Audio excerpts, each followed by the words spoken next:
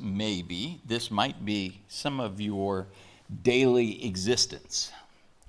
So you're driving home from work, and it's Seattle, so that means it's traffic time. And I will say, growing up in Atlanta, that I thought Atlanta traffic was bad, but you have it beat.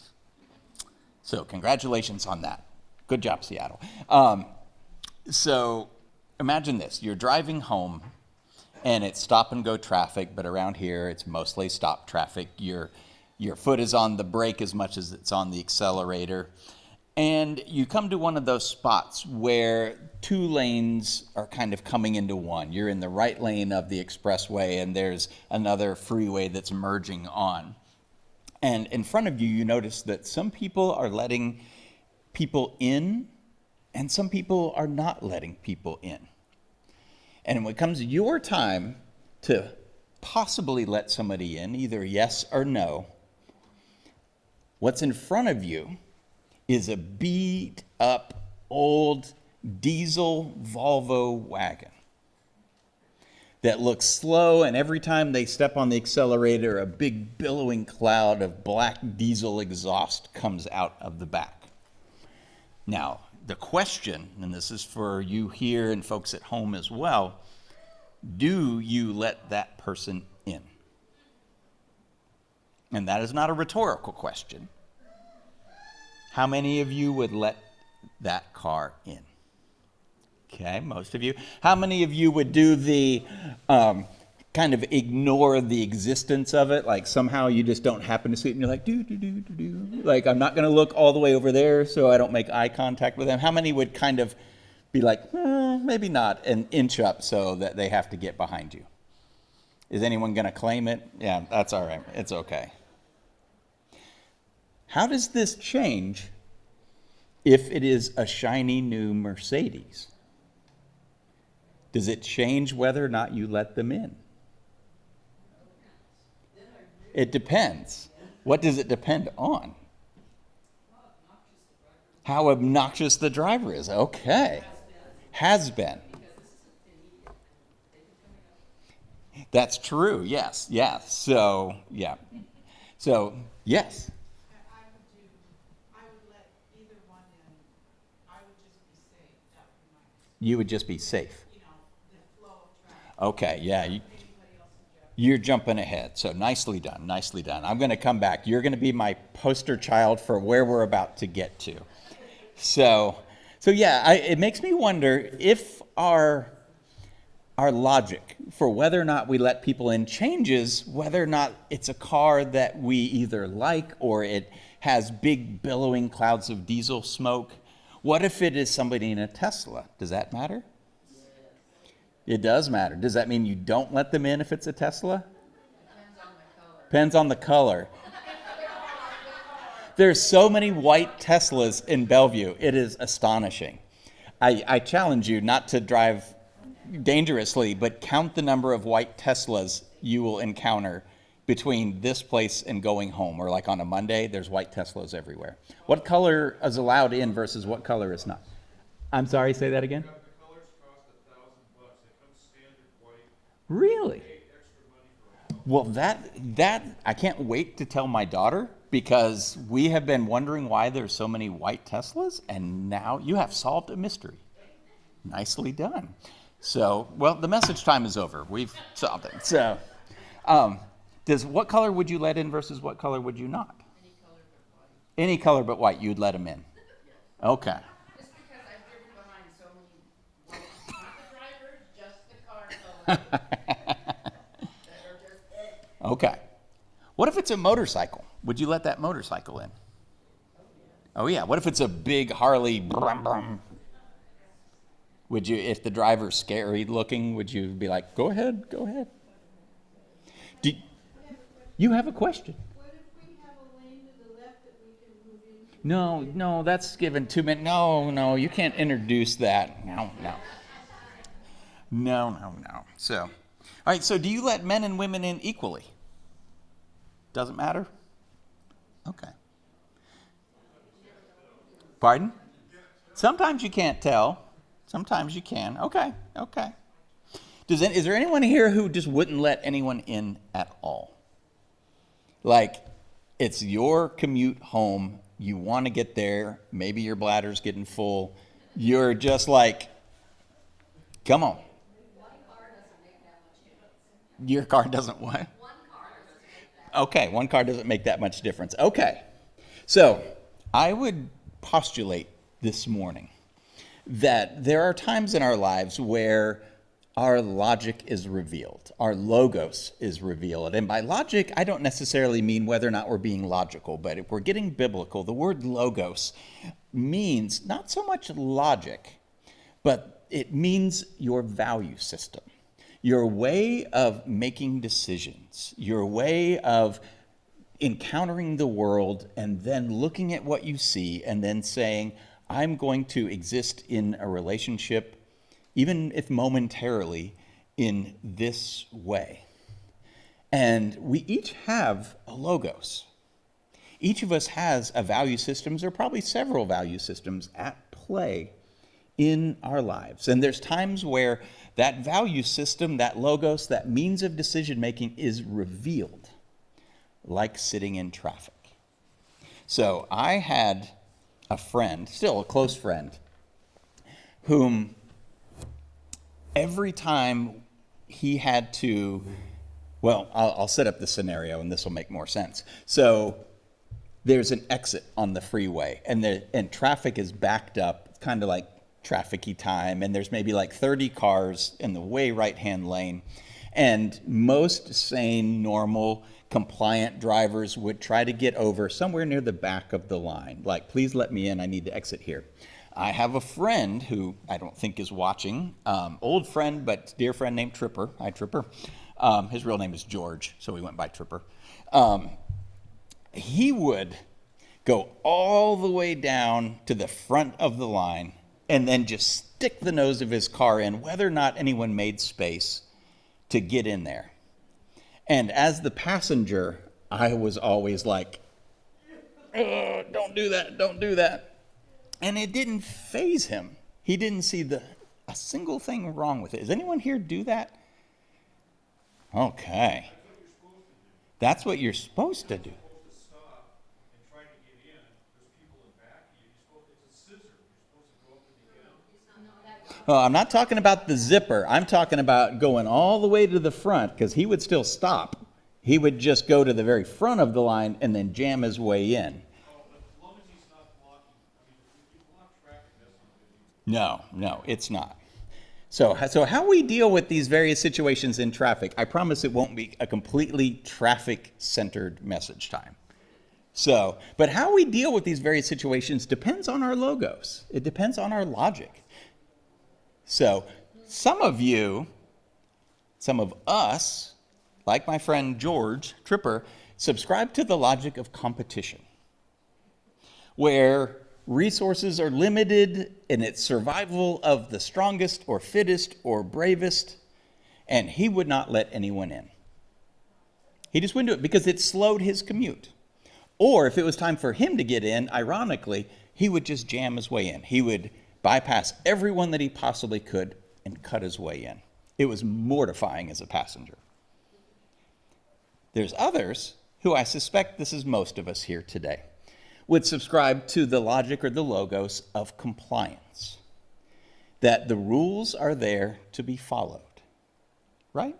And if you don't follow the rules, you might be punished by some powers that be, and that's your just desserts. And that you would try to do what the law says because it creates safety, right? It keeps everyone safe. That's what the driver's manual said to do, so you do that. So I bet a lot of us are more in that compliant zone. And that's okay. That's good. I'm not value judging any of these. Not yet, anyway. So there's another logic at play, and I think this might be where you were going a little bit, and that's the logic, the logos of rationality. That we let the data speak, and we make decisions based on data. Emotions don't play a part in this. We might study, or we might have read a study of what is best for the traffic flow, and we make our decision that way. I believe, somebody correct me if I'm wrong, but I believe the studies have shown that the best way to handle a merging situation is with the zipper method, where it's one and one and one and one and one and one. And that's just rational. It makes sense. So a lot of us might kind of say, okay, it's not the law, because I don't think the law says you must do the zipper method, but it's logical if it keeps things moving the best.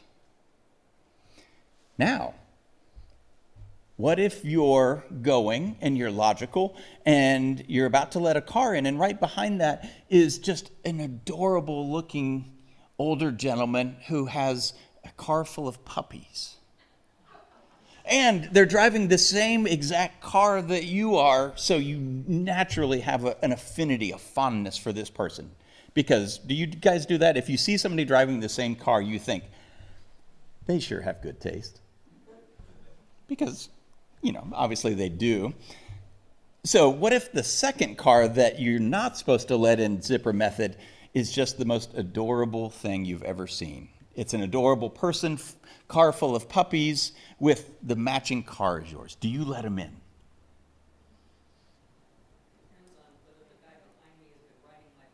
Yeah, it depends. It's situational, maybe, for some of us. So even if we're logical, it might be situational. How we choose reveals our logic. It reveals our value system. All right, another example. You're at a restaurant. You're hungry. You skipped lunch and you're at a restaurant for dinner, and it's crowded and the food is coming out very, very slowly. How do you treat your server? Are you kind or are you grumpy? Or does the hand sanitizer fall out of the pulpit magically? How do you treat your server? Kind. Okay. Has anyone had a meal with somebody who has treated the servers unkindly? Usually just once, right? Yeah. So that's another situation where our value system is revealed. Are we patient? Okay, here's another one. And then I'll be done with them. You sit down to do your monthly bills, your money managing.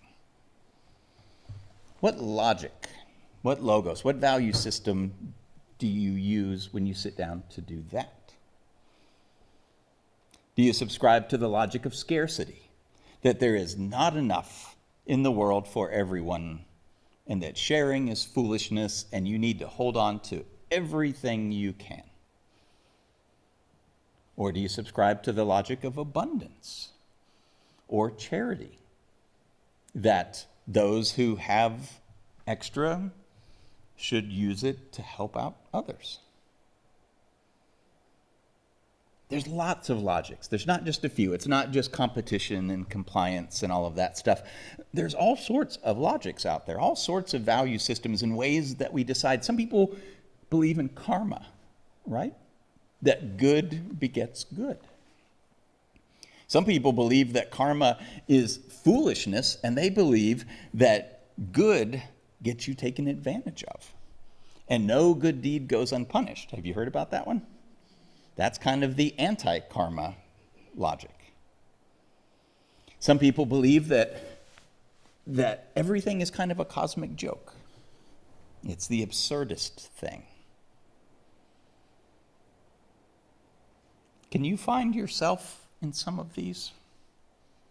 And there's lots of them, and you probably aren't one purely. Nobody is purely logical, except for maybe my son. We sometimes call him Robot Boy, because he will say things very much like Spock, where I was asking him if he had met any new kids at school, and he said, "Dad, it would be illogical for me to make new friends at school because I already have an adequate group of friends." I was like, oh, it just made me laugh, because that's how he is. He is very much in the logic and the compliance. I will say that it makes him desperately uncomfortable when people break the rules. When he's at school and there's rules and expectations, if there's students who are outside of that, he does not like it. if I speed on the highway. He does not like it. So his logic, I can see. Can you kind of find yourself in there a little bit? So the Gospel of John, beautiful, poetic, lovely. Jesus is called the Word, right? Capital W. And what that translation comes from is the word logos. And logos is connected to logic, right? But it doesn't mean logic.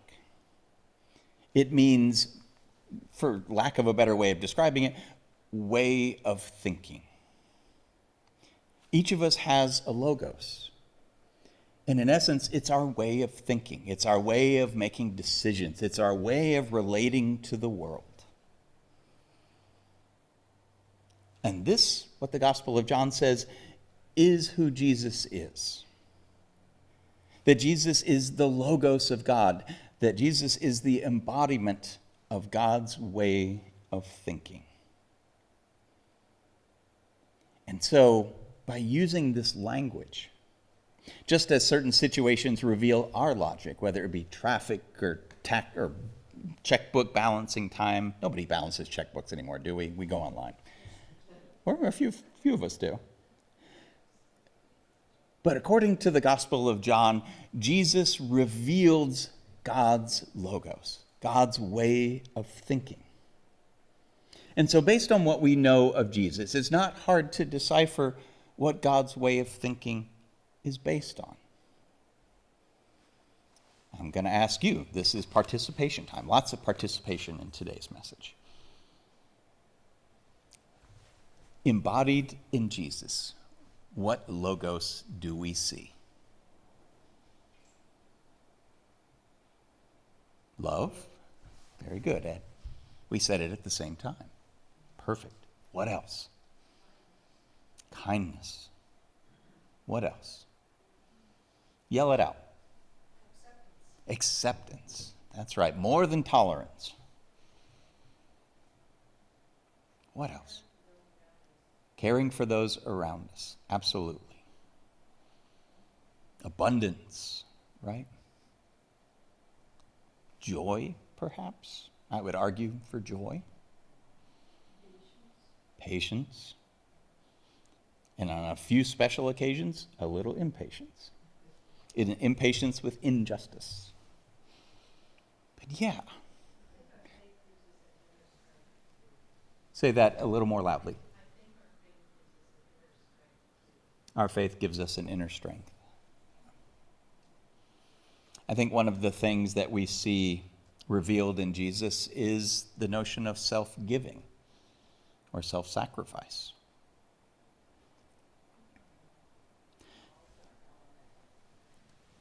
I'm sorry? There at times is an element of anger and impatience, right, especially with injustice, turning over the tables, and he does get a little frustrated. Y'all have to yell, because I'm... So that was the human side, or maybe it was the very divine side that saw injustice and is enraged when injustice is what we choose. Quite possibly, or a bit of both. Yeah. So to reveal a bit of my personal theology, I believe that this, number one, is Jesus' role in our human story. It is when we look at God and God is mysterious to be like, what is God thinking? What does God do? What does God want from us? It's very easy to go, I don't know. Jesus embodies what God is thinking. And I think that's why Jesus is very relevant today, at least in my world, and I hope in yours, and I hope in others, is that in Jesus we are offered a different logic, a different logos, a different way of thinking that hopefully sends us down a better path.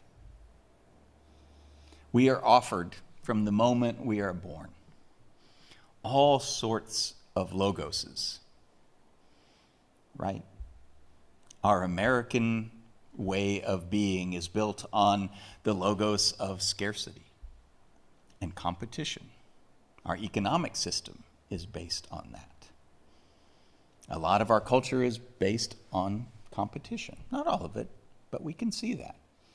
You get ahead at work by being better than a coworker. I think it's fair to say that all of our human developed logoses have had mixed results.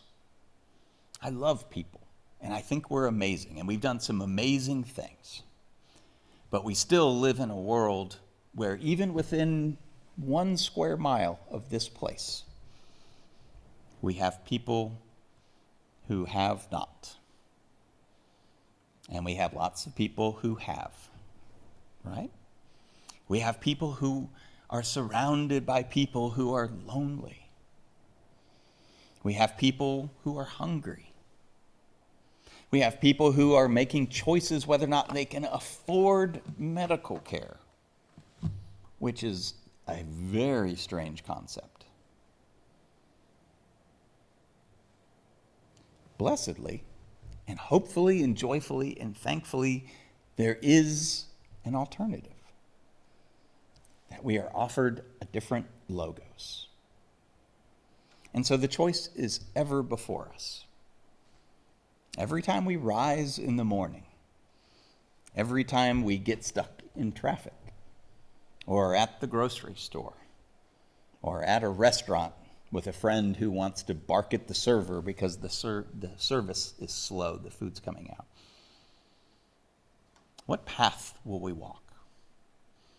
The path that leads to haves and have-nots, the path that leads to isolation, the path that leads to some people being alive but not really living, or the path that leads to abundance not just for a few people, but abundance for everyone, you and I. The question is, how will we choose? So join me in prayer. Lord, the amazing thing about Jesus and all that Jesus means and brings is that in the same breath, in the same moment, all that Jesus brings can be comforting and challenging and inspiring and overwhelming, all at the exact same time.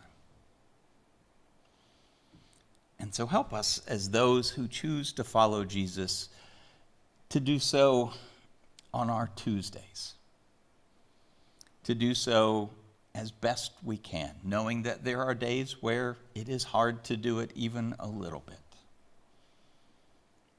Help us to just do our best as we sit in traffic, as we balance checkbooks, as we relate to one another here in this faith family. Help us as best we can to take this way of thinking that we see in Christ and make it our own. And as we do so, may that be a place and a moment of hope for this world, for this community, and for each other. This we pray. Amen.